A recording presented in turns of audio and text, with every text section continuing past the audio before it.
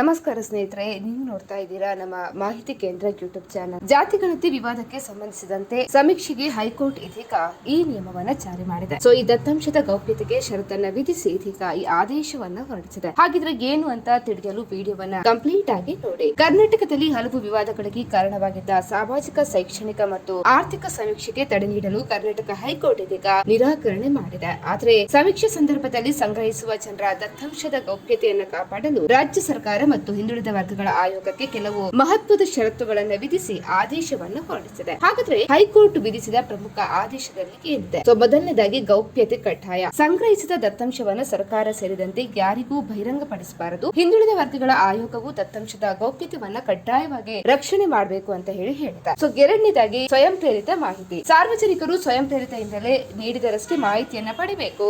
ಮಾಹಿತಿ ನೀಡುವಂತೆ ಯಾವುದೇ ರೀತಿಯ ಒತ್ತಡವನ್ನ ಹಾಕಬಾರದು ಅಂತ ಹೇಳಿದೆ. ಮೂರನೇದಾಗಿ ಜನರು ಸ್ವಯಂ ಪ್ರೇರಣೆಯಿಂದ ಮಾಹಿತಿ ನೀಡುವ ಬಗ್ಗೆ ಸಾರ್ವಜನಿಕರಲ್ಲಿ ಅರಿವನ್ನ ಮೂಡಿಸಬೇಕು. ಅಂದ್ರೆ ನಾವು ಯಾವ ರೀಸನ್ಗೋಸ್ಕರ ಮಾಹಿತಿಯನ್ನ ಸಂಗ್ರಹ ಮಾಡ್ತಾ ಇದ್ದೇವೆ ಅನ್ನೋದ್ರ ಬಗ್ಗೆ ಅರಿವನ್ನ ನೀಡಬೇಕು ಅಂತ ಹೇಳಿದೆ. ಹಾಗಾಗಿ ದತ್ತಾಂಶದ ಗೌಪ್ಯತೆ ಸಂಬಂಧ ಪ್ರಮಾಣ ಪತ್ರವನ್ನ ಸಲ್ಲಿಸಲು ಹೈಕೋರ್ಟ್ಗೆ ಹಿಂದುಳಿದ ವರ್ಗಗಳ ಆಯೋಗಕ್ಕೆ ಸೂಚಿಸಿದೆ. ಹಾಗಾಗಿ ಸಾಮಾಜಿಕ, ಶೈಕ್ಷಣಿಕ ಮತ್ತು ಆರ್ಥಿಕ ಸಮೀಕ್ಷೆಗೆ ತಡೆ ಕೋರಿ ವೀರಶೈವ ಲಿಂಗಾಯತ ಮಹಾಸಭಾ, ಅಖಿಲ ಕರ್ನಾಟಕ ಬ್ರಾಹ್ಮಣ ಮಹಾಸಭಾ, ರಾಜ್ಯ ಒಕ್ಕಲಿಗರ ಸಂಘ ಸೇರಿದಂತೆ ಹಲವಾರು ಸಾರ್ವಜನಿಕ ಹಿತಾಸಕ್ತಿ ಅರ್ಜಿಗಳನ್ನ ಸಲ್ಲಿಸಿದ್ರು. ಅರ್ಜಿದಾರರ ಪರ ವಕೀಲರು ಸಮೀಕ್ಷೆಯನ್ನ ತಡೆ ನೀಡುವಂತೆ ವಾದವನ್ನ ಕೂಡ ಮಂಡಿಸಿದ್ದಾರೆ. ಹಾಗಾಗಿ 2 ದಿನಗಳ ಕಾಲ ವಾದ ಪ್ರತಿವಾದಗಳನ್ನು ಆಲಿಸಿದ ನಂತರ ಸಮೀಕ್ಷೆಗೆ ತಡೆ ನೀಡಲು ನ್ಯಾಯಪೀಠ ನಿರಾಕರಣೆ ಮಾಡಿದೆ. ಪ್ರಕರಣದ ಮುಂದಿನ ವಿಚಾರಣೆಯನ್ನು ಡಿಸೆಂಬರ್ 2ನೇ ವಾರಕ್ಕೆ ಕೂಡ ಮುಂದೂಡಲಾಗಿದೆ. ಸ್ನೇಹಿತರೆ, ಈ ಮಾಹಿತಿ ನಿಮಗೆ ಇನ್ಫಾರ್ಮೇಟಿವ್ ಅನ್ಸಿದ್ರೆ ವಿಡಿಯೋಗೊಂದು ಲೈಕ್ ಅನ್ನು ಕೊಡಿ. ಅದೇ ರೀತಿ ಮತ್ತಷ್ಟು ಅಪ್ಡೇಟ್ಗಾಗಿ ನಮ್ಮ ಚಾನಲ್ ಅನ್ನು ಕೂಡ ನೀವು ಸಬ್ಸ್ಕ್ರೈಬ್ ಮಾಡ್ಕೊಳ್ಳಿ.